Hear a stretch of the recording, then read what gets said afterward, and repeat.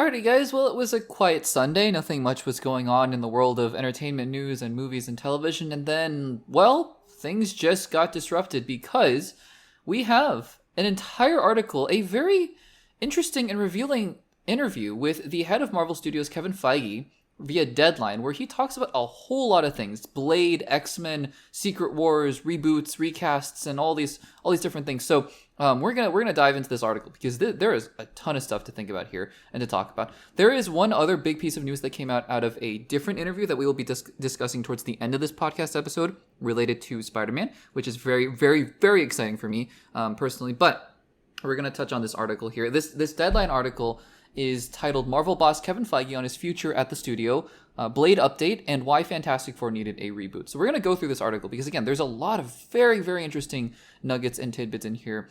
So much so that, it would have taken 6 or 7 different segments to just break these all out. And there's a whole lot to talk about with each one of them, but I wanted to just make one segment where we dive into this article and hear what Kevin Feige has to say. So we're not going to read everything verbatim. You can go check out the article itself. But let's just kind of go top to bottom and point out some things that stood out to me. So first of all, one of the first things that Kevin Feige says is that they currently have a 7-year plan that goes until 2032, which is not surprising because Kevin Feige, is known for having these big plans. He said at one point that they usually try to think 5 to 10 years in the future, so this all makes sense. But what he also said, which I really like, I like the way that he describes it here. He says, quote, "It's on magnets. It can move around," which is, I think that if Marvel has learned anything over the last 5 years, it's that things happen. A writer's strike, a pandemic, things you just could never, ever, ever, ever plan for. So, and in addition, actually, one of the things that Feige says is that there are also pleasant surprises. For example, he doesn't cite this, but this is something that happened. There was a deal to bring Spider-Man over to the MCU during Civil War. That was originally not part of his plan, obviously, but Spider-Man has become an integral part of the MCU. And one thing he does talk about is the fact that when, in 2019, they had a plan for the multiverse saga, and lo and behold, they got a hold of these characters, the X-Men and the Fantastic Four, which definitely changed things for the better. And I think that that's exciting. So he definitely, I think he's spot on when he says that, yeah, things definitely change for the worse sometimes. It's, again, pandemic and writer strike, actor strike, but also for the better sometimes, which is a cool thing to say. Then he goes on to talk about Fantastic Four. Honestly, this is maybe the least interesting part of it, but he says, quote, "Why Fantastic Four? Because it's Marvel's first family. It's in the history of our characters. They deserve to be A-listers." Again, just talking about Fantastic Four here, which we're going to talk about later on in this episode. By the time, I'm recording this right before seeing Fantastic Four, so I haven't seen the film, but we'll talk about my thoughts on the film itself later on in the episode. But that is very it's exciting. So the one thing he also says too about Fantastic Four is that he says, quote, "It's a no homework required. Go see the movie," which is, again, I think going in line with everything that we've heard from the MCU in the past, where they've really tried to dial back the idea of you need to do homework to see these movies and see these shows here. And they're really trying to avoid that as well. So there's that. Then we get into Kang, and he actually is pretty honest about Kang and just the fact that they were pivoting. Now, I don't know how much of this is true or how much of this is more spin and PR. Kevin Feige is not necessarily known for spin, which, meaning that he would try to divert the attention and make things seem better when they're actually not. And I don't know what I'm about to talk about here. I don't know if this is spin, but it's definitely plausible because he says that, and we've heard reports that have confirmed this as well, but he said that they were thinking about pivoting away from Kang well before the Jonathan Majors controversy. He says, quote, "Even before what had happened to the actor, we had started to realize that Kang wasn't Thanos." Okay, let me read the next couple quotes here, but I have some thoughts on that quote.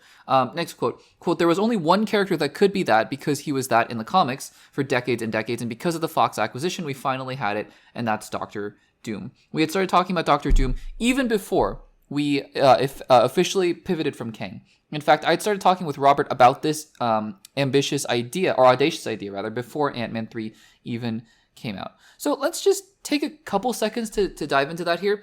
I don't know if Kevin Feige is doing PR speak right now, and he's just trying to make it sound better, because obviously the Jonathan Majors situation played a big part in it, and we've heard that they were thinking about pivoting away from Kang before this. So I believe him when he says that. What I don't know if I buy as much is when he says there's only one character that we could ever use, and that was Doctor Doom. And now that we have him, we got to use him, and we changed our whole plans. Kevin Feige usually isn't like that. I understand that the reaction to Kang was more mixed than they wanted, and Jonathan Majors obviously made it a done deal that they weren't going to move forward with that character. I don't know if Kevin Feige really believes there's only one character to be Thanos, because let's be honest, right? Before the Infinity Saga, before Avengers, nobody knew who Thanos was outside of the comic book readers. And, I mean, just because people know who Doctor Doom is doesn't mean that he's the one character. Just because in the comics he's a big part of Secret Wars and Battle World doesn't mean that you have to use Doctor Doom, because the plan was going to be to use Kang in terms of Secret Wars. So, I don't know. I mean, it's a little, to me, out of everything that he talks about here, because he's pretty honest in terms of everything else that he says here. But I think this is the most PR statement that he made. And I don't know. Maybe he really does believe that Doctor Doom is the only character they could have used. Maybe not. And then we get some tidbits here about Blade, which is obviously a week ago, as of the release of this episode, Mahershala Ali had been announced as Blade for 6 years, which is crazy. 6 years since the initial San Diego Comic-Con 2019 announcement for Blade. Kevin Feige says that there were 4 versions of Blade. 2 of them were period pieces. One of them was set in the 1930s. But now, quote, we landed on modern day, and that's what we're focusing on. And then he talks a little bit about the production troubles here. He says, quote, you can start and have a good script and make it a great script through production, but we didn't feel confident we could do that on Blade. We didn't want to do that to Mahershala, and we don't want to do that. We didn't want to do that to us. Which again is pretty honest here. It's pretty, it's pretty brutally honest. And I like that. I think that he's saying that we just didn't want to put out a bad product. Other reports have said that Eric Pearson, who wrote Fantastic Four, who wrote Thunderbolt, who wrote a lot of Black Widow, a lot of other MCU films that have mostly been pretty successful, actually, is now the writer for Blade. And that gives me some hope here. It's just that, I don't know. I mean, maybe you launch Phase 7 with Blade. Maybe. But it's been so long, and the excitement. But, I mean, maybe the second we see a trailer with Mahershala Ali, because I just recently watched Luke Cage, and he was fantastic as Cottonmouth. So maybe the second we just see a trailer with him as Blade, the Daywalker, that we'll just all forget about this and just be excited that they're doing Blade. I don't know. But again, they have a lot of hurdles to climb before cameras are rolling. But they seem confident in the fact that it's happening. So we'll see about that. Then he talks about the fact that they are now going to make, which we knew, we talked about this before. He's confirming this, that they are going to really focus on the TV characters being separate from, or the TV storylines being separate from the movie storylines, which makes sense. But, and we're going to talk about this much more in the next segment, he still confirms that there will be one TV character in particular that will be showing up in a future MCU movie. Again, stay tuned for the next segment where we talk about that.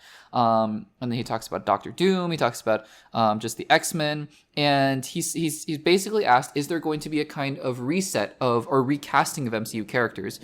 Which is interesting, because the question seemed framed more as, are you going to recast some of the iconic MCU characters? But his answer is, I think, more indicative of a different answer to a different question, where he says, quote, the X-Men is where that will happen, where Marvel superheroes will get new faces. So I think that what that really means is that different iterations, not part of the MCU necessarily, so it's not like he's going to recast Captain America in 5 years. Maybe he does, I don't know. But rather that he's going to take the opportunity to recast the Legacy X-Men, which confirms, by the way, because I know a lot of people were like, maybe Hugh Jackman can be the next Wolverine. And as much as I love Hugh Jackman, I don't think he should be the next Wolverine.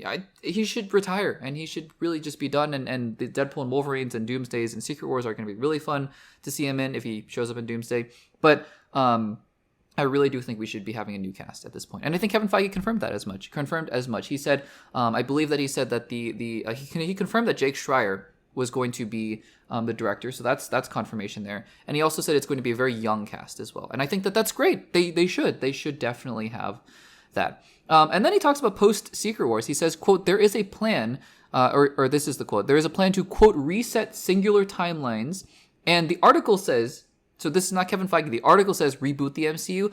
I would probably think it's going to be more of a soft relaunch, right? But it's not going to be a reboot necessarily, but because that's not coming from Kevin Feige. That was coming from the person who wrote the article, which is a very bold claim to say reboot the MCU. Because I'm sure not sure. We definitely will get continuity between what's happening now and what's happening in the future, because all of Shang-Chi 2, Doctor Strange 3, Black Panther 3 are not all going to happen before Secret Wars, right? So some of those films are going to be happening after Secret Wars. So there's going to be still continuity. with that. So that's going to be interesting. The other thing he talks about here, are there going to be R-rated movies in the MCU? He says, quote, where appropriate and where necessary. That's fine. That makes sense. And then to cap off this interview, he says, he's asked, are you going to stay here? Are you going to stay with Marvel? Because there have been some questions, are you going to stay with Marvel? Are you going to go to Star Wars? Are you going to do other things? And it looks like he's very much on board. His contract ends in 2 years, but this is what he says. Quote, do I want to be making big movies for big audiences in 10 or 15 years from now? Yes, that's all I want to do. Marvel is a great way to do that. So seems like Kevin Feige is still very committed. And I've been saying this all along. A lot of people are like, Kevin Feige is going to step down. He's sick of this. He's tired of this. Maybe. I mean, it's been a hard 5 years for Marvel, relatively speaking. It really has. But I still think, obviously you get through Doomsday and Secret Wars and hopefully make the best movies possible. But also, I really think his final hurdle to climb, because his inception point as an MCU producer was X-Men. And I really think he wants to, the final hurdle he's going to want to tackle is getting the X-Men into the MCU and getting them right. Not that they weren't right before. I think some of the X-Men films before are fantastic. X-Men Days of Future Past, X-Men 2, so Logan, obviously. But I think that really Kevin Feige wants to make his X-Men, and then he's going to probably bow out, is my guess, but we will see about that. So really wide-ranging interview, lots and lots of stuff. Maybe this is because Marvel isn't doing Comic-Con that all this news is coming out, which is interesting. And again, there's one little nugget of news that isn't in this interview in particular, though we alluded to it. But we will talk about that in a segment coming up here just in a second. So guys, what do you think about all these announcements, or rather all these updates on projects like Blade and X-Men, Fantastic Four, Secret Wars, post-Secret Wars? It's all exciting. I think we're back to being in an exciting time for the MCU. Let me know in the comments down below.